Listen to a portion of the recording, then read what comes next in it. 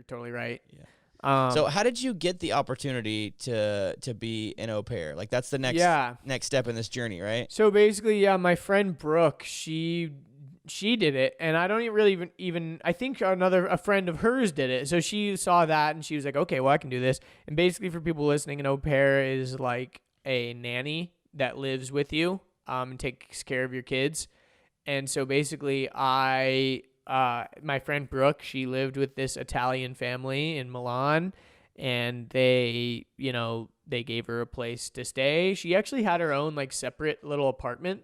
So she had a place to stay, and she got a little bit of money every week, and on the weekend she had off, so she could like go to visit other countries or just go hang out in the city or whatever. And it just sounded really cool. And I remember I was like talking to her one day on WhatsApp or something, and I was like, your life right now seems so cool. I'm so like jealous of you. I want to do that. That seems awesome. I wish I could do that. And she's like, you could do that if you wanted to. And it's funny, I remember the exact place that I was at. I was in the basement of my townhouse. I was doing laundry in the basement of my dingy ass townhouse. And I remember having this conversation with her and hearing the voice message that she sent to me. She's like, I've actually met a bunch of guy au pairs that are here. You can be an au pair and be a guy. Because I just thought it was like a girl job. I'd never heard of any guys doing it. And after I heard that, I was like, really? She's like, yeah, you can totally do it. I've met a couple guy au pairs. Like, they just have families with boys, and they, do the au pair thing just like normal. And I was like, that's crazy. I never thought about that. So so I basically started applying. I moved back home with my parents. I was like, I want to do this thing. I didn't want to re-sign with my lease. So for like a couple months, I lived with my parents. And at that point, my brother had gone off to this boarding school, 15-month boarding school. So he was out of the picture. So like that was one of the reasons also why I didn't want to live at home, was because my parents and my brother were always fighting, my dad and my brother especially. So I did not want to live at home at that point.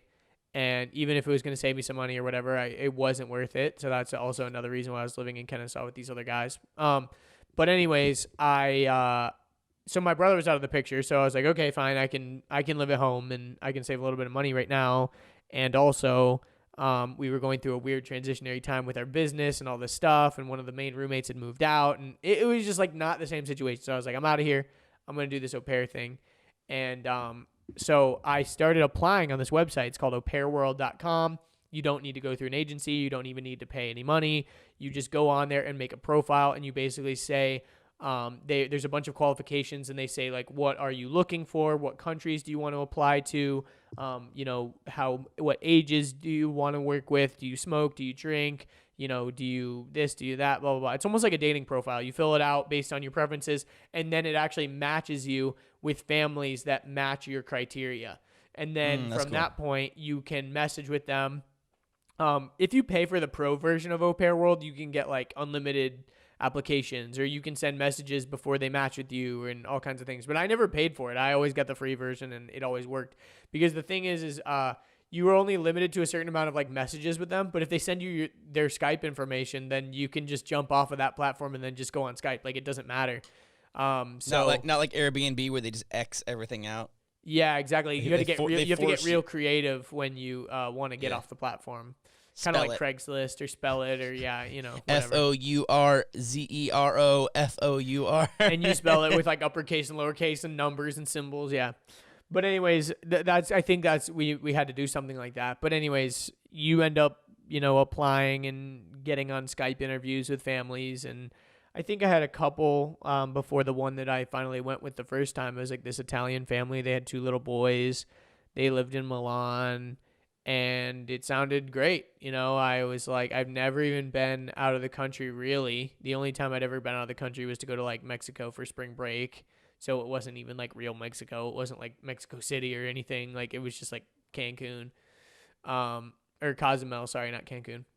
But yeah, and it was my 21st birthday it was like right after my 21st birthday when I flew out there.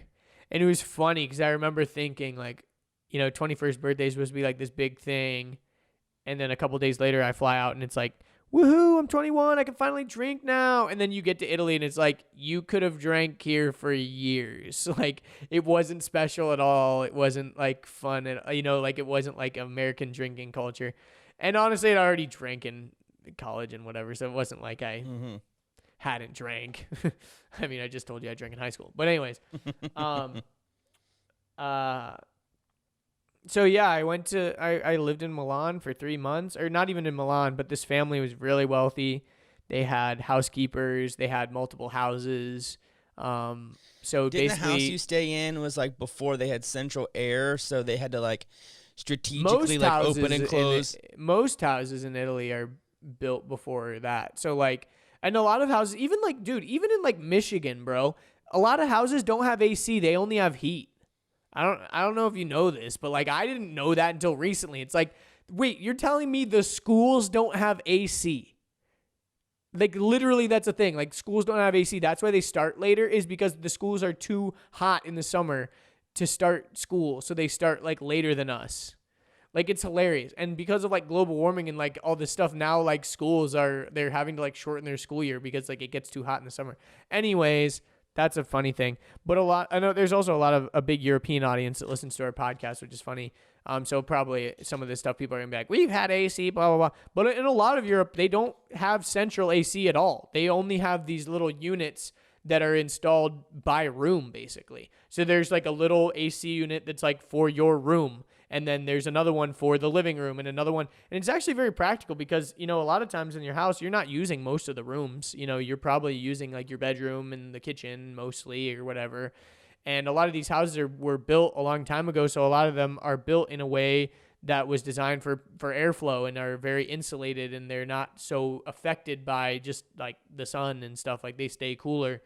So anyways, but in Milan, I was living in like an apartment building. It was in the city. Like, in Milan, it's actually funny. A couple of days ago, they did a live stream with Andrea Bocelli. He sang from the Duomo of Milan.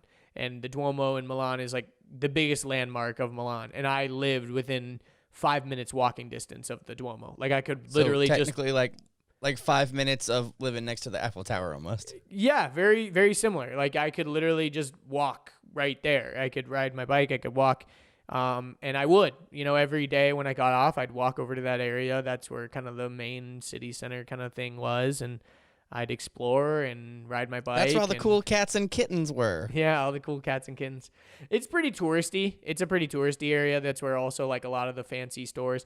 But one of my biggest things is I love to go supercar spotting. And there was a lot of nice Ferraris and stuff like that. So I'd go around, and I had a little segment on my Snapchat story where I would go around.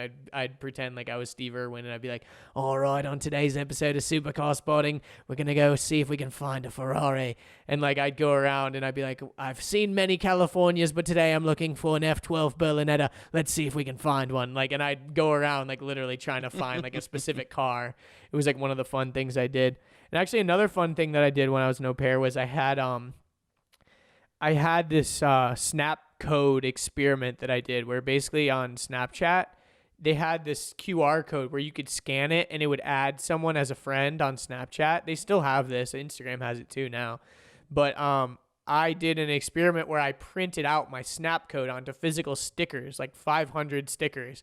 And basically my idea was just to stick them everywhere I went and see who would add me, just for fun. Like it was just like, I wasn't trying to be famous or anything. It was just like, who's going to scan this thing? And it didn't have my name. It didn't have any information except for if you knew what it was, you would scan it. And it was so novel at the time that people would actually scan it. Now when you see one, you're just like, oh, it's probably some marketing bullshit. But at the time, it was like a fun thing, and marketers hadn't ruined that yet. So I would go around the city and stick my stickers wherever, and people would add me, and I would share my au pair adventures with, all this weird little audience I had of all these people. And the best place to stick them was in airports, because in airports, you're going to get people from all over the world. You're not just going to get people in your city or whatever.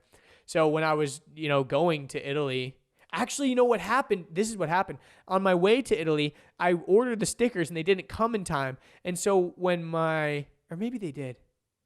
No, I don't think they did.